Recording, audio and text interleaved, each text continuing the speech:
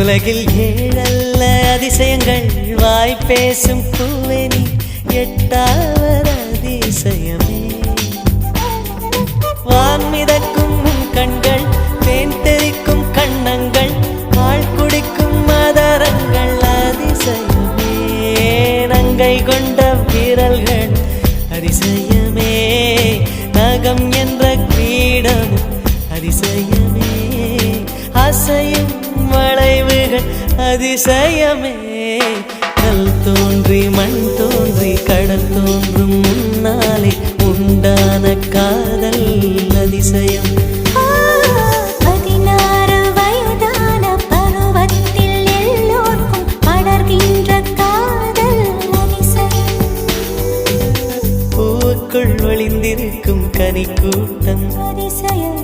வண்ணத்து பூச்சியுடம்பில் ஓவியங்கள்